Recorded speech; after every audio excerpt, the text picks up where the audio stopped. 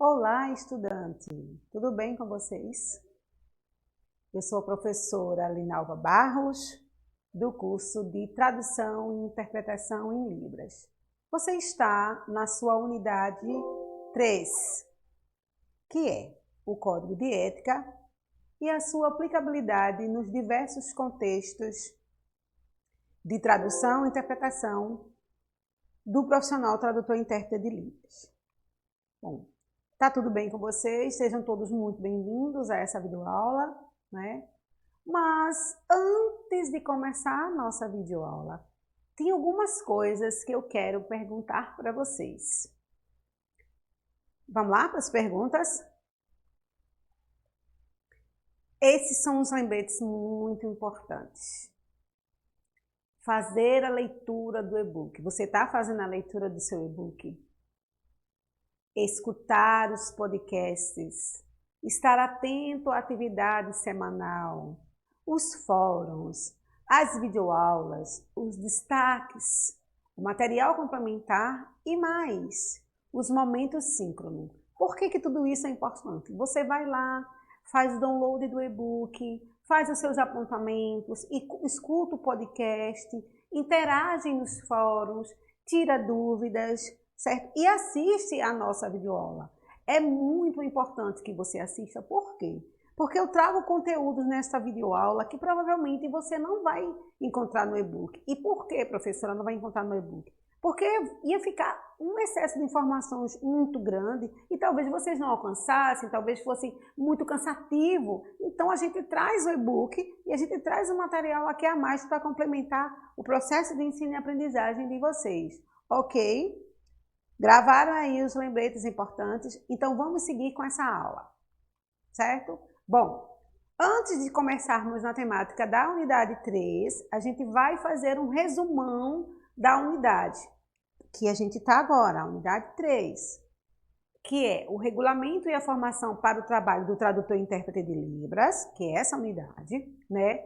Os cursos e a formação acadêmica, o curso de idioma, que vocês sabem que quem faz o curso de idioma de Libras não é o intérprete de Libras, ele está formado como idioma de Libras, que também pode haver a formação em nível médio, curso técnico, que tem o curso superior em letras Libras e que tem o curso superior em tradução e interpretação em Libras e língua portuguesa. Todas essas informações que aqui estão na imagem, vocês vão encontrar lá no e-book. É só para dar um refresh. E agora vamos prosseguir comigo?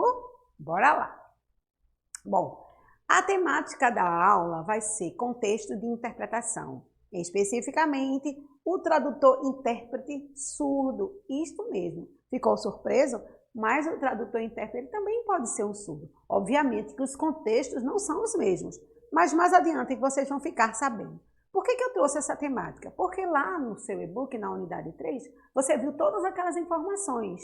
E que o tema da nossa unidade, da unidade 3, fala sobre contextos de interpretação. Então, eu estou trazendo esses contextos para a apreciação de vocês aqui na nossa videoaula. Então, vem comigo, que tem muita coisa interessante para a gente ver. Ok? Tudo bem até aí? Bora lá. Bom, o tradutor intérprete surdo, mas vocês devem estar aí pensando, peraí, como é que ele vai atuar? E como é que ele vai ouvir? E como é isso? Calma que a gente vai esclarecer essas dúvidas para vocês. A atuação dos tradutores e intérpretes surdos é mais comum do que você pensa e favorece muito o trabalho desenvolvido. As experiências da vida, as experiências linguísticas e culturais desses profissionais em vários contextos e sua forma diferenciada de perceber, expressar e representar o mundo a partir da visão deles pode enriquecer o seu repertório, aumentar a qualidade do trabalho para o público surdo, porque é de surdo para surdo. Além disso, em vez das pessoas surdas serem apenas alvo das ações realizadas, elas são protagonistas e representadas no planejamento e realização dessas ações. Imagine, o surdo está ali, sentado, seja numa palestra, seja numa sala de aula, seja num evento artístico, ele ali está sendo está recebendo a interpretação. Mas imagine um surdo também interpretando, sendo protagonista. Que legal, né? Vamos prosseguir? Então, Mas você deve estar me perguntando, vocês devem estar com a cabeça cheia de dúvida aí do outro lado. Obviamente, não basta o surdo ele ter uma familiaridade com a cultura surda e com a língua de sinais, para que ele seja um tradutor intérprete de Libras. Ele também precisa ter algumas habilidades. É preciso ter proficiência nas línguas, entre as quais ele fará a interpretação ou tradução. Ele tem que ter competência tradutória, interpretativa, extralinguística e outras habilidades corporais, visuais, cognitivas, demandadas de acordo com o contexto em que ele está trabalhando. As línguas, o sistema de comunicações que estarão envolvidos naquele contexto. Assim como acontece com profissionais ouvintes em qualquer trabalho. O profissional surdo também precisa ter formação. Não é porque ele é surdo, não é porque ele faz parte da comunidade surda, que ele não precisa ter formação nenhuma e ele vai interpretar de rodo. Não é assim. Ele também precisa. Obviamente, específico por ele ser surdo, mas ele também precisa de formação. É importante que vocês saibam disso. Mas vamos prosseguir com a nossa videoaula. Veja só. Bom, aí eu faço uma pergunta lá em cima na imagem. Como ocorre o trabalho do profissional surdo e em que contextos? Bora lá. E como é que ele vai fazer esse trabalho? Ele vai compreender os regionalismos.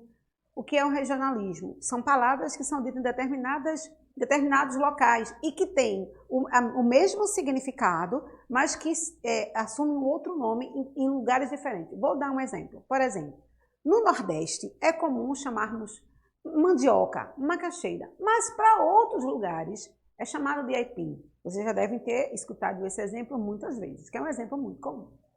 Outra coisa, ele tem que fazer usos variados de uma língua de sinais, de dar uma mesma língua de sinais, que é também essa questão do regionalismo. Ele tem que ter proficiência em mais de uma língua de sinal, porque o que pode acontecer? É muito interessante que o intérprete surdo, ele saiba a Libras, que é a língua de sinais brasileira, mas ele pode também fazer a língua de sinais francesa, a língua de sinais americana, e isso só melhora, só alavanca a atuação dele. E também conhecer sistemas de escritas de sinais, como, por exemplo, o Signal Writing. E aí vocês podem estar perguntando, professora, peraí, que nome é esse? Signal Writing. Signal Writing é nada mais nada menos do que a escrita de sinais. Tá, mas quem foi que inventou isso? Esse é um sistema, esse Signal Writing, ele foi criado por uma francesa chamada Valérie Sutton, em 1974. A ideia de Valérie não era criar o Signal Writing.